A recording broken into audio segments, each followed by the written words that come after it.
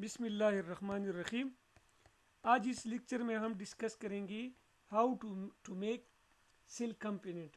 मतलब silk component का मतलब क्या है कि हम जब अपना डिज़ायर जीन वेक्टर में डालते हैं, ठीक है ना, तो नेक्स्ट स्टेप क्या है कि हमने इस जो रिकम्बिनेंट डीएनए है जो हमने बनाए है, इसको हमने किसी दूसरी होस्ट में ट्रांसफ़र करना है।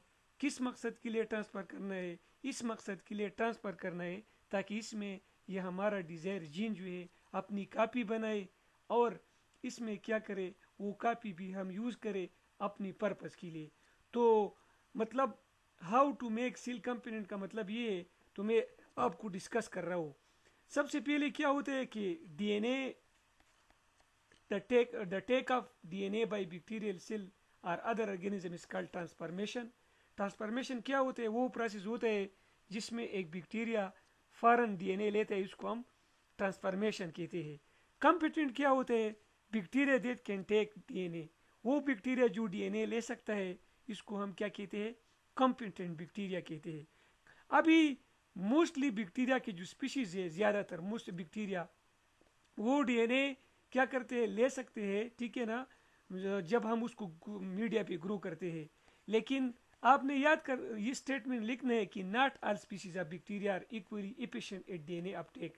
लेकिन ज़्यादातर स्पीशीज बैक्टीरिया की जो है वो डीएनए को टेक अप नहीं कर सकते। तो आज जब वो डीएनए को टेक अप नहीं कर सकते, तो हमारा डिजायर रिकम्बिनेंट डीएनए जो है वो इसमें एंटर नहीं हो सकता। अभी मैं आपको बता रहा हूँ कुछ स्पीशीज है कि वो डीएनए नेचुरली, मतलब वो डीएनए टेक अप कर सकते हैं, उस वो ट्रांसफॉर्म हो सकते हैं। वो है बेसिलस की स्पीशीज और स्ट्रेप्टोकोकस की स्पीशीज। अभी इनमें कुछ प्रॉपर्टीज है, सोफिस्टिकेटेड मैकेनिज्म है जिसकी वजह से डीएनए इन बैक्टीरिया के साथ इसमें पिलाई मौजूद होते हैं और डीएनए क्या होता है उनके इन बैक्टीरिया के साथ अटैच होता है और वो बैक्टीरिया जो है वो ले सकते हैं। लेकिन स्पेशली जो इकोलाई है जो हम यूज़ करते हैं जेनेटिक इंजीनियरिंग में, वो नॉर्मली बैक्टीरिया हमारा डिज़ायर जो प्लाज्मेट होता है जिसमें हमने अपना डिज़ायर जीन डाले, वो असल में वो नहीं कैरी कर सकता, वो टेकअप नहीं कर सकता। तो इसको ट्रांसफॉर्म करने के लिए हमें क्या करने हैं, हमें मुख्तलिफ केमिकल और फिजिकल मेथड की ज़रूरत होती है ताकि हमारा डिज़ायर जीन जो है वो उस बैक्टीरिया में एंटर जाए, ठीक है।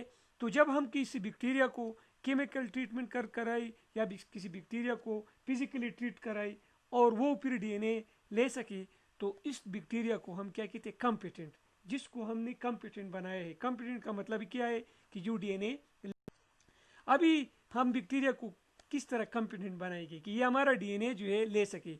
तो इसके लिए जो मेथड यूज होते हैं वो है soaking cell with salt. Soaking cell with salt का क्या मतलब है कि हम कैल्शियम क्लोराइड जो है, जो ट्रेडिशनली कैल्शियम क्लोराइड या रुबिडियम क्लोराइड, ये हम तकरीबन 50 मिलीमोल लेते हैं, ठीक है ना। और क्या करते हैं कि बैक्टीरिया जो है जिसको हम अपना डिज़ायर जीन ट्रांसफ़र करते हैं, इसके साथ हम क्या करते हैं, इसको ट्रीट करते हैं इस बैक्टीरिया को।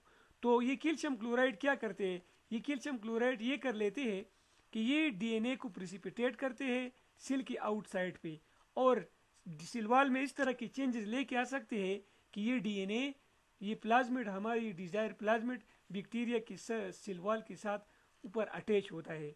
अभी ये सिर्फ बाइंड करता है डीएनए को, सिर्फ क्या करते हैं, हमारे डिजायर प्लाज्मिड को बाइंड करता है। अब ये डीएनए को ये एंटर नहीं कर सकता। तो इसके लिए फिर दूसरा जो स्टेप है वो है राइजिंग टेम्परेचर। फिर क्या करते हैं कि हम तकरीबन 42 डिग्री सेंटीग्रेड तक टेम्परेचर इंक्रीज कर लेते हैं। तो जब ये इंक्रीज कर लेते हैं तो क्या होता है कि हमारा डिजायर प्लाज्मिड जो है बैक्टीरिया के अंदर एंटर हो जाते हैं और हम इसको कहते हैं कि हमारा सेल जो है वो ट्रांसफॉर्म हुआ है। तो ये एक ही टेक्निक है कि हम इकोलाई को किस तरह कंपोनेंट बना सकते। अभी अगर हम एनिमल की बात करें, नॉन बैक्टीरियल सेल की बात करें, तो जो वो बैक्टीरिया वो सेल जिसमें सेल वॉल मौजूद नहीं होती, तो हम उसको इजीली क्या कर सकते हैं, हम इसको इजीली कंपोनेंट बना सकते हैं। और इसमें हम क्या करते हैं कि कैल्शियम फास्फेट सोल्यूशन जो है वो क्या कर लेते हैं, बैक्टीरिया सेल को कैल्शियम फास्फेट के साथ मतलब क्या करते हैं, ट्रीट करते हैं। तो फिर क्या होता है कि कैल्शियम फास्फेट डीएनए को सेल के सरफेस पे प्रेसिपिटेट करते हैं और फिर एंटर हो जाता है। इसके अलावा हम अपना डिजायर डीएनए लिपोसोम के साथ कंबाइन करते हैं और ये लिपोसोम फिर क्या होता है ये लिपोसोम जो है ये सेल मेम्ब्रेन के साथ फ्यूज होता है और मतलब हमारा डीएनए अंदर न्यूक्लियस को डायरेक्ट ट्रांसफर करता है। इसको हम इन दो मेथड को हम क्या कहते हैं, इन दो मेथड्स को जो मैंने आपको डिस्कस की ये केमिकल है। अभी अगर क्वेश्चन अराइज होता है अगर किसी ऑर्गेनिज्म अगर सिलवाल हो तो इसको क्या करते हैं, इसके साथ हम क्या करते हैं कि सबसे पहले ये सिलवाल को रिमूव करते हैं। सिलवाल को रिमूव करने के लिए मुख्तलिफ इंजाइम होते हैं। अगर प्लांट सेल है तो इसके लिए सेलुलेज इंजाइम हम यूज़ करते हैं। अगर ये स्पंजाई सेल है तो इसके लिए हम काइटिनेज इंजाइम को यूज़ करते हैं। तो इसी तरह हम सिलवाल को रिमूव करते हैं। जब हम किसी ऑर्गेनिज्म से सिलवाल को रिमूव करते हैं तो इसको हम फिर क्या कहते हैं, इसको हम कहते हैं प्रोटोप्लास्ट। इसको हम क्या कहते हैं, प्रोटोप्लास्ट। इस प्रोटोप्लास्ट के साथ हम फिर क्या करते हैं, एक टेक्निक यूज़ करते हैं और एक टेक्निक का नाम है इलेक्ट्रोपोरेशन। इलेक्ट्रोपोरेशन क्या होता है कि असल में ये हम क्या करते हैं कि सिल्क जो है वो मतलब सिल्क को ट्रीट करते हैं, ठीक है, उसको शॉर्ट इलेक्ट्रिक पल्स देते हैं। ये शॉर्ट इलेक्ट्रिक पल्स क्या करते हैं कि ये पोर्स बनाते हैं सेल मेम्ब्रेन में। ये क्या बनाते हैं, सेल मेम्ब्रेन में पोर्स बनाते हैं और इस पोर्स के जरिए फिर क्या होता है कि डीएनए एंटर होते हैं सेल को। जब after transformation the protoplast are washed, transformation के बाद प्रोटोप्लास्ट हम वॉश करते हैं the degradative enzyme and the cell wall spontaneously form. Degradative enzyme जो है वो भी हम वॉश कर लेते हैं और दोबारा जो है ये सेल बनता है। तो इसी तरह ये क्या होता है, ये ट्रांसप्लांट होता है। प्लांट किस तरह ट्रांसप्लांट होता है डिटेल में ये मैं नेक्स्ट लेक्चर में आपको डिस्कस करूंगा कि हम प्लांट को किस तरह ट्रांसप्लांट करते हैं। ये मैं आपको समराइज हूँ। अभी अभी हम क्या करते हैं कि फिजिकल मेथड, दो फिजिकल मेथड है जो हम यूज करते हैं दो फिजिकल मेथड है जो हम यूज करते हैं। मतलब इसके जरिए हम मतलब क्या करते हैं, अपने डिजायर डीएनए ट्रांसफर कर सकता है। एक है माइक्रो इंजेक्शन। माइक्रो इंजेक्शन क्या होता है, which make use of a very fine pipette into to inject DNA molecule directly into the nucleus of the cell to be transformed। इसमें हम क्या करते हैं कि डायरेक्टली हम क्या करते हैं, एक फाइन नीडल यूज करते हैं, ठीक है ना, और वो ये फाइन नीडल के जरिए हम क्या करते हैं कि डीएनए जो है, ये डीएनए सोल्यूशन हम नीडल में रखते हैं जिस तरह आपका नीडल होता है, ठीक है, और ये क्या करता है कि ये डीएनए इस फाइन नीडल के जरिए डायरेक्टली न्यूक्लियस को ट्रांसफर करते हैं।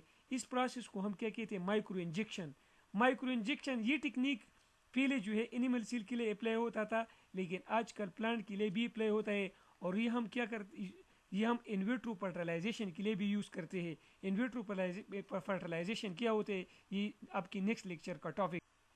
इसके अलावा दूसरा जो फिजिकल मेथड है वो बायोलिस्टिक्स है। बायोलिस्टिक क्या है, the bombardment of cell with high velocity micro projectile. एक टारगेट सेल को जब हम क्या करते हैं, माइक्रो प्रोजेक्टाइल से बम्बार्डमेंट करते हैं, इस टेक्निक को हम क्या कहते हैं, बायोलिस्टिक्स। ये माइक्रो प्रोजेक्टाइल क्या होते हैं, ये पार्टिकल ऑफ गोल्ड होते हैं या टंगस्टन होते हैं। ये पार्टिकल ऑफ गोल्ड या टंगस्टन होते हैं और इसके साथ हमने अपना डिजायर डीएनए जो है कोटेड किया हुआ होता है। ये कोटेड किया होता है और ये क्या होता है कि ये हम इसको फायर करते हैं जिस तरह गन होता है। ये टारगेटेड सेल इसके साथ क्या करते हैं, फायर करते हैं। जब इसको फायर करते हैं, ठीक है ना, स्पेशली ये एक गन के जरिए हम कर लेते हैं। समझ रहे, इस गन का नाम होता है माइक्रो प्रोजेक्टाइल गन। और इसी तरह ये क्या होता है कि ये बम्बार्डमेंट के जरिए हमारा डिजायर जीन जो है वो क्या होता है, टारगेटेड सेल में पहुंच जाता है। इसको हम क्या कहते हैं,